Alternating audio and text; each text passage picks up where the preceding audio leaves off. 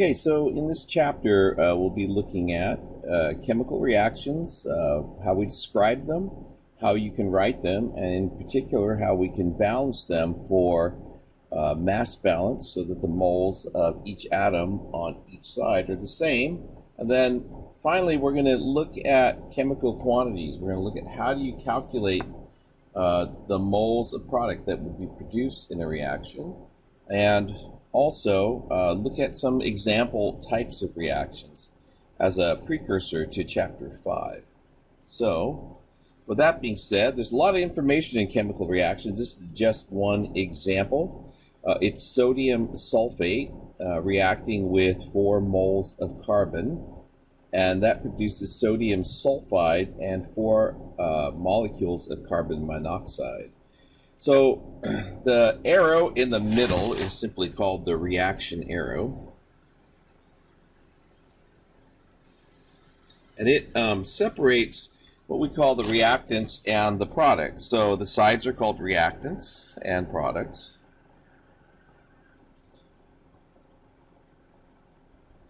And a couple of things to make note of about the reactants and products. And one is we list the states of matter. Now, there are, 3 physical states of matter. They're the liquid, solid, and gas. But it turns out there's another state of matter that's very common in general chemistry, and that's the aqueous phase. And aqueous phase simply means it's dissolved in water. So a homogeneous solution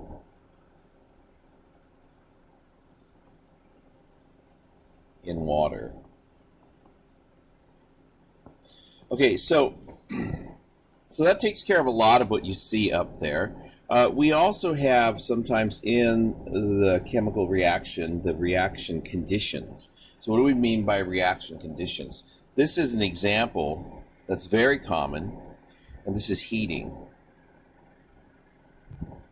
Some reactions require heat to proceed in the forward direction, and we call those endothermic reactions. Turns out some reactions actually liberate heat. For example, combustion reactions. You don't typically have to heat those. So yeah, we have reaction conditions like delta is heating. But sometimes they can be really specific. Sometimes we'll put in things like the temperature and pressure. Anything that's significant, that's affecting the way the reaction proceeds. And the last thing that we typically have is a catalyst. Right? That I should say that we can typically have. Oftentimes you'll see these reactions written without any arrow at all. Okay, so perhaps one of the most important things here that needs to be in every chemical reactions is the idea of material balance. And we do the material balance by adding coefficients in front of the elements, and these are known as stoichiometric coefficients. Now, you'll only see 2 up there, but there are implied coefficients as well. The implied coefficients are the 1s here, okay? And we don't write the 1 because it's not necessary to tell somebody there's 1 of them if the formula is written. But if you have 2, you have to state that. So let's see how this material balance works out, right? We have on the left, we have, for example, 2 sodiums, right? And on the right, we have 2 sodiums. On the left, we have 1 sulfur.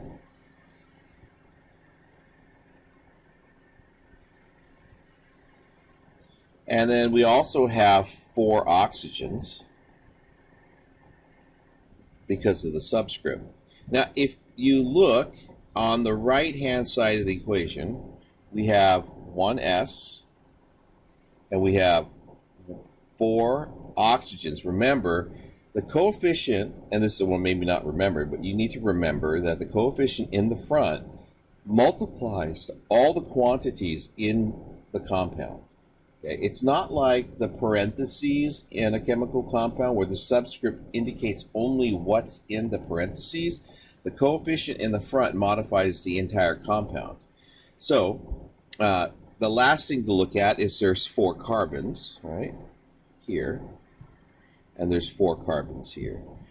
And so this is what we mean by material balance. Material balance is really the idea of conservation of mass. And every reaction that's balanced exhibits this property. And that actually makes these equations really useful. Because what that allows us to say is that if you have 4 moles of carbon, you can react 1 mole of sodium sulfate. And at the same time, you'll be getting 1 mole of sodium sulfide and 4 moles of carbon monoxide. All right, so what we're going to do next is look at, we'll look at how you write chemical reactions, and then we'll look at balancing. So when you write a chemical reaction, you're going to have to be able to do it from the names and perhaps a paragraph or a short sentence about the chemical reaction. So you're going to have to really review your nomenclature because you'll need to have the compound formulas right if you want to have any hope of balancing it. Because if they're not correct, oftentimes they're unbalanceable. So, having said that, the first thing I worry about is reactants and products. So it says solid magnesium hydroxide can be synthesized from, right? So synthesize is simply the word we use for making something out of something old. For example, you synthesize ideas, you make a new idea, right, from old ideas.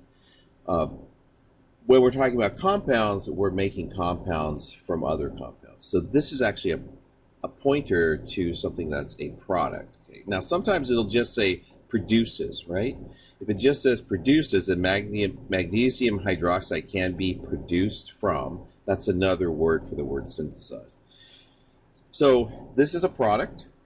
Let's see, what else do we have that's a product, right? It says the reaction of solid magnesium nitride and water vapor. So these are reactants, because that's what the product is coming from, the magnesium hydroxide. It says ammonia gas is produced as a byproduct, so that is also a product. So I have found my products and my reactants. So what I'm going to do is go ahead and write the formulas for them. And the way you do that, like the most efficient way to do that, is to write out what each ion is and then or compound is, and then put them down in a chemical reaction. So how do I do that? Magnesium is 2+ ion. I grab that from the periodic table. Let's see, right here. Magnesium is in group 2, so it's a +2 ion.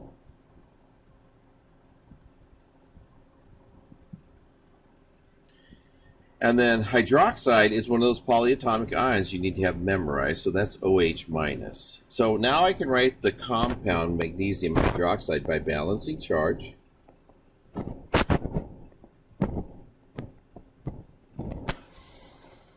And then I can write the formula for magnesium nitride, right? Oh, sorry, I actually wanted to put that on the right because that's a reactant, a product. So MgOH2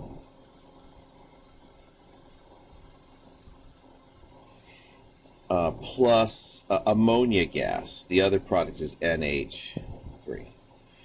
And then my reactants are solid magnesium nitride. So magnesium again is Mg2+. And then nitride is N3- based on, again, periodic table position. So my formula for magnesium nitride is Mg3N2. And it's produced from magnesium nitride and water vapor, so I'll say H2O. I add my reaction arrow. Probably I should have done the reactants first, but I just saw the product first, so I did it first. It doesn't really matter what the order is. You also need to know what the states are. So we'll look through here real quick, and we'll say, okay, what are the states? Well, it's solid magnesium nitride. So hydroxide, I'm sorry, that's a solid. And then ammonia is a gas. Again, I'm starting with the products, but it doesn't really matter. Water vapor, that's actually water in the gas state. And then magnesium nitride is also solid. So that's also solid like that. So there's your chemical reaction. That takes care of the reactants of the products. It takes care of their states. It doesn't take care of their coefficients, like what do I need to do to mass balance it. And that's actually what we'll do in the next step. So the first step was write formulas.